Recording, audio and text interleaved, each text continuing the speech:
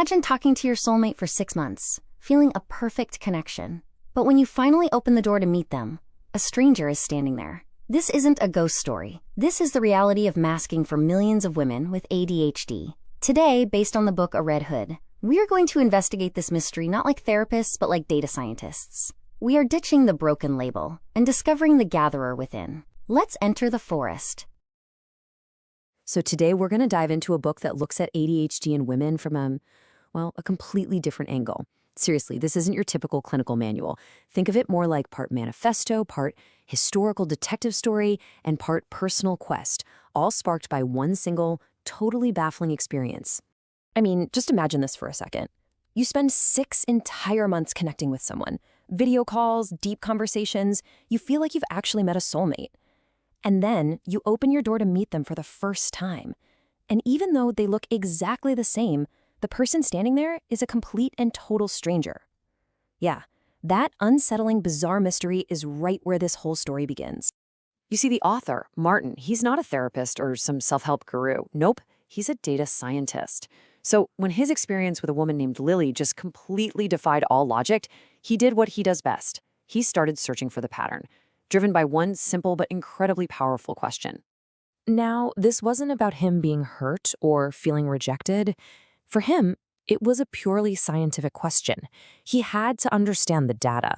Why was there such a huge disconnect between the witty, brilliant woman on the phone and the stranger who showed up in person? That personal need for a logical answer, well, that's what kicked off this massive investigation. So Martin basically turned his company into a research lab. He started applying the brutal logic of a data scientist to this very, very human mystery. He was convinced there had to be a key, a manual, some kind of fix for what he was seeing. And the scale of the search was just immense. I mean, we were talking about using AI to tear apart 400 scientific studies and uploading 186 books on ADHD into a database. Just look at these notes. You can see this was a deep, exhaustive, all-out effort to find a clear, definitive answer somewhere in all that research. But you know what he found? Instead of answers, he just found more and more frustration.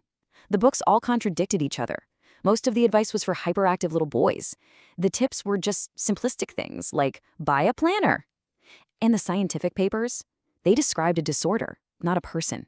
They painted this picture of women as just broken machines that needed to be fixed. And this, right here, this contrast gets to the absolute heart of the problem. All the conventional wisdom was just offering these shallow, totally invalidating solutions. The author realized a completely different approach was needed. One that wasn't focused on fixing a disorder, but on actually understanding the human being behind it. So this led to a massive turning point. He literally threw away the modern psychology books that were failing him. And he started looking for answers in places modern science had pretty much forgotten. In myths, in history, and in the deeper psychology of Carl Jung.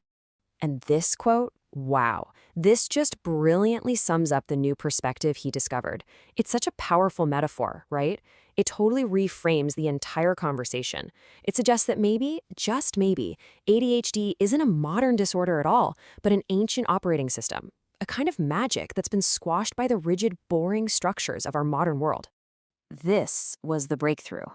The real answer wasn't in diagnosing an illness. It was in understanding a different kind of human. By shifting his whole search away from clinical studies and toward the grand, epic stories of humanity, he finally started to find a framework that actually, truly made sense. And the result of this whole unconventional journey is the book itself, a ReD, HooD. It's not structured like a textbook at all. It's a map, a 4-part journey designed to guide you, the reader, from a place of confusion to one of really profound self-understanding. So the journey kicks off with validation, that feeling of, oh my gosh, someone finally gets it. Then it completely reframes where you come from. After that, it gives you practical tools made for your unique brain. And finally, it dives into the deep, almost spiritual dimension of this whole experience. The first part really is like looking in a mirror. It gets right into the unspoken realities of late-diagnosed ADHD in women.